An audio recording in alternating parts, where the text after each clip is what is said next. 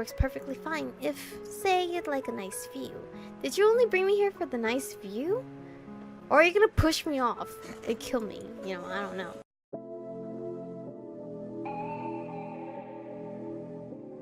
We're born in the moonlight. Ain't no fantasy. Can't breathe in the sunlight. Hello beautifuls, this is Aromie here and welcome back to That Which Binds Us. We are here on, what did they label us? Museum tour, but I'm gonna say museum quote, date, unquote.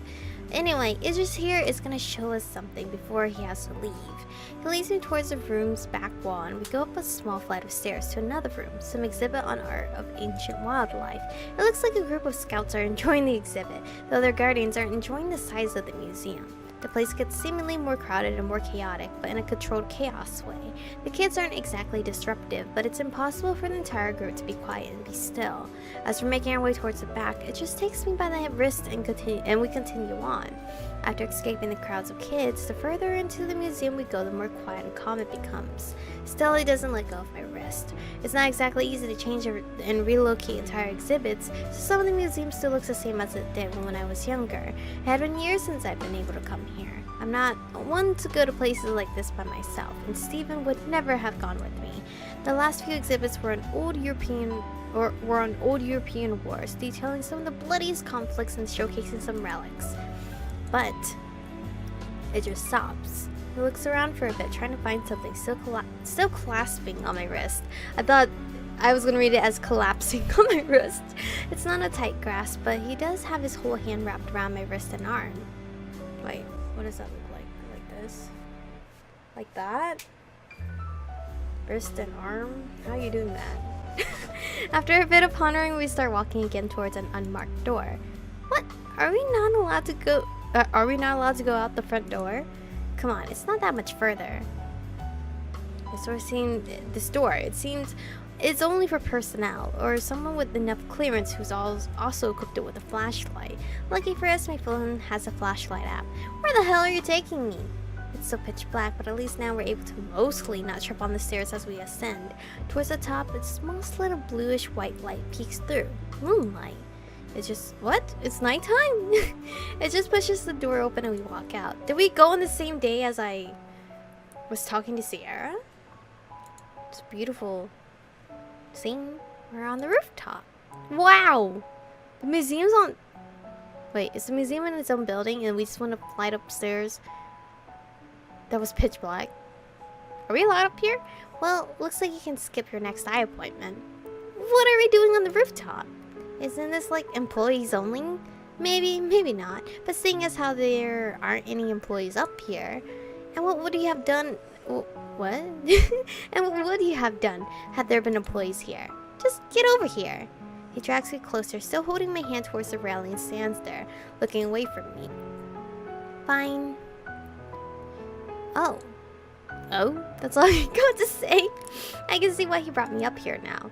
Up here you can see for miles. Down below, a small dog park is lit up for the night, so people can take their pets there even in the darkness. The roads surrounding the buildings are mostly blocked by traffic, which is bumper to bumper at this hour. It's going to be fun catching a cab tonight.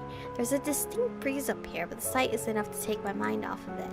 I step closer to him and lean against the railing. Despite the coolness of the night air, I can feel his warmth beside me. You know, this building used to be for government offices, before the city gave it to a privately owned company to use as a public museum, which is why the structure is a bit weird. Multiple floors, some that non-employees can't even access, and rooms that look better suited for rows of cubicles. But that's also why it's one of the tallest buildings in the area. It was built around the same time as the other skyscrapers around here, so they went ahead and made it the tallest at the time.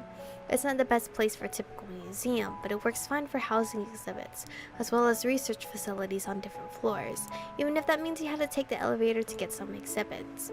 It also works perfectly fine if, say, you'd like a nice view. Did you only bring me here for the nice view? Or are you gonna push me off and kill me? You know, I don't know. Has someone even reading the welcome pamphlet? Maybe. My father used to take me here when I was younger. He was always fascinated by things that didn't make sense or couldn't be explained. He'd always drag me up here with every exhibit. Does your dad like conspiracy theories? I think he was just hoping that maybe this time he'd seen an exhibit on something that resembled his knife. Of course, it never happened. There's a lot of old folk tales and myths pertaining to special knives, but none of them really clicked. They never really hit the nail on the head enough for him to go, "This is it. This is what I've been looking for." Have you ever tried finding out more about it? Sometimes.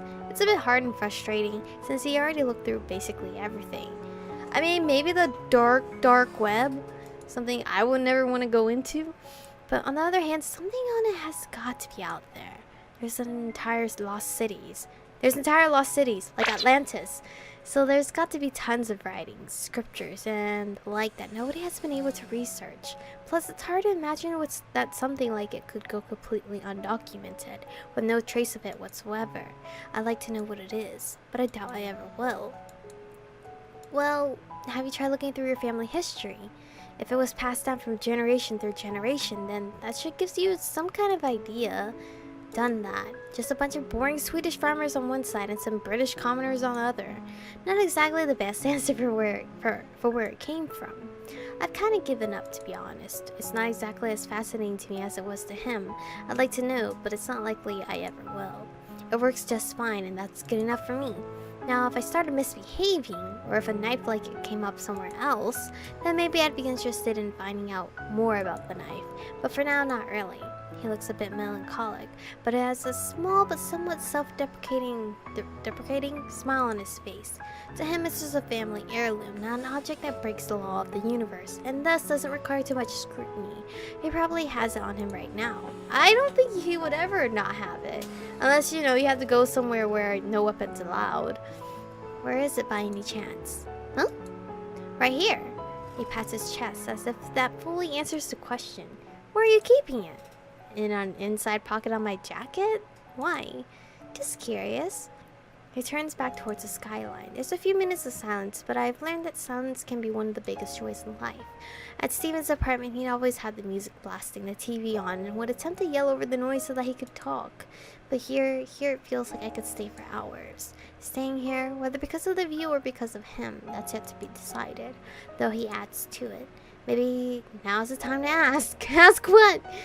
What was that phone call about? Okay, I thought she was like, ask him like, do you like me? Work. I thought you had to leave soon. What, are you trying to get rid of me already? I just don't want you to be late for work. Alright, I'll just leave you up here. He takes one hand off the railing and starts to turn to walk away. But wait! The air is crisp. He stops, one hand still on the balcony. What? There's a gentle hum of the generators near us and the sound of traffic below, but it's mostly quiet. Well, we're standing really close.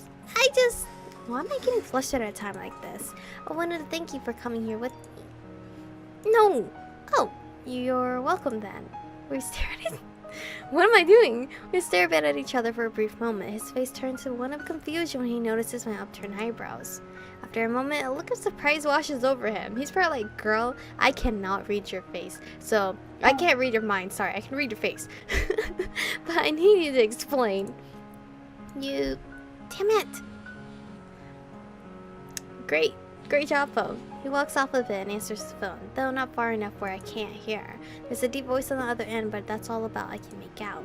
It just responds back impatiently, though. Isn't he the one leaving them waiting? I'll be there in a little bit. I'm on my way. Like before he hangs up and stares at his phone for a bit. I've gotta go now.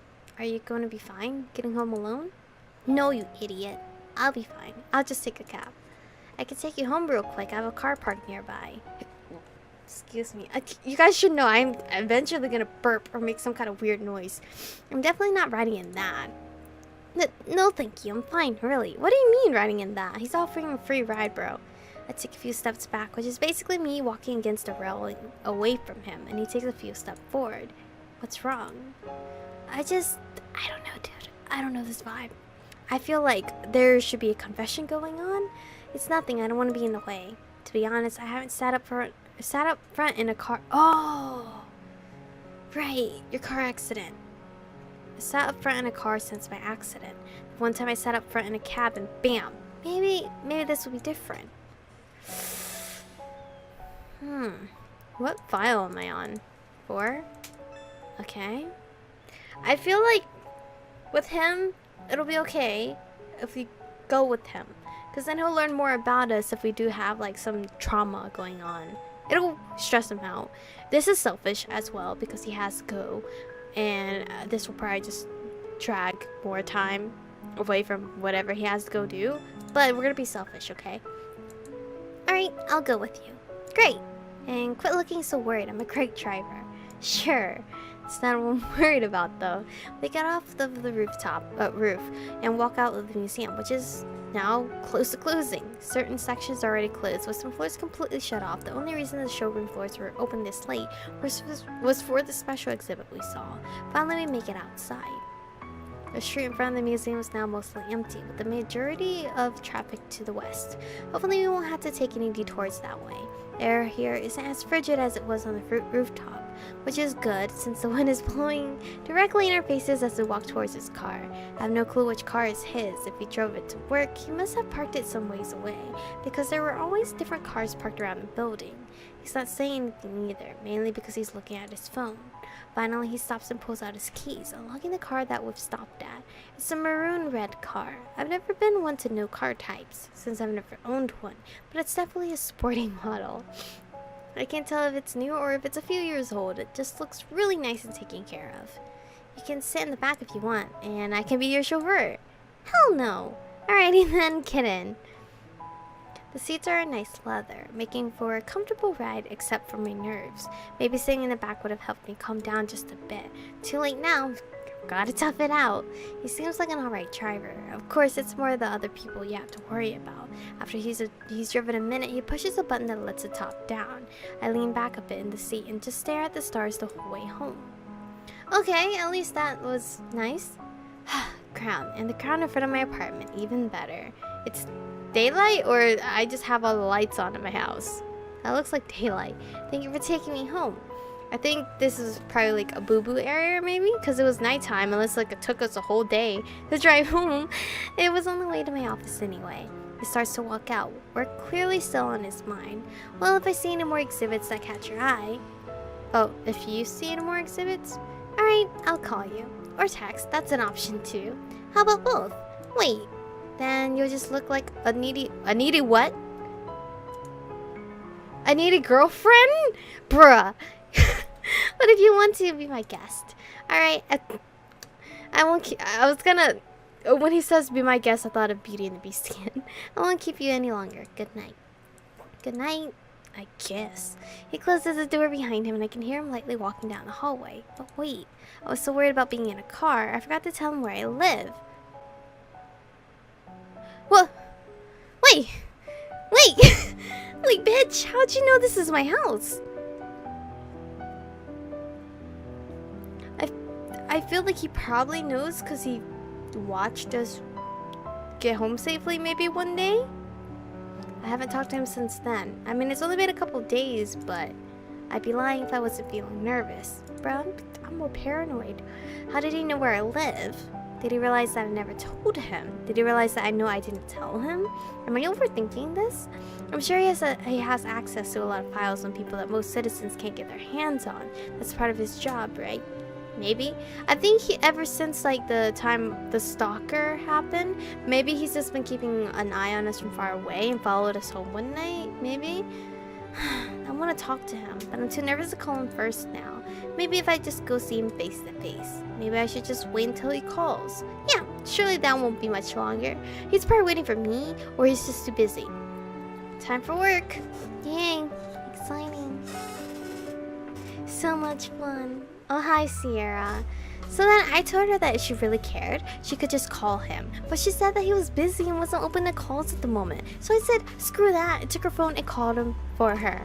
Then she got mad at me and started yelling right when he picked up. So I thought she was in trouble and started calling 911, at which point I left. That's when I got into a cab and told him to floor it towards the seabed so he could be with the fishes. Are you telling me a story, or like a story from a book, or is this reality? See, I knew you weren't listening. Hello? Okay, you just lied at the end. Okay. Her arms waving frantically in front of me snaps me out of whatever daze I was in. Yeah, I'm listening, you said, she said, and all that stuff. I'm not listening. I should have gone to get stir fry by myself rather than come here. Exactly, so I got in the cab and went down the road, but she saw me getting out because we hadn't gone that far. And she'd followed me for a while, so I had to get back in the car and just went home at that time. What is wrong? Do you have a stalker, Sierra? Because that is bad. And my girl does not care because she's not listening. But anyway, this is where we're going to stop for today's episode. I'm guessing next episode we'll like try to talk to Idris again. I don't know how long this game is going to pan out. Most people had said it's 10 hours and plus, but we haven't gotten to the point where like the first route ends and then we play again for a new route or something like that, new choices. I don't know. We haven't hit that part yet, I guess. But anyway, thank you guys for watching today's episode. Stay beautiful, and I'll see you guys in the next one. 조금 어렵겠지만 언제라도 난 여기 서 있어 편하게 생각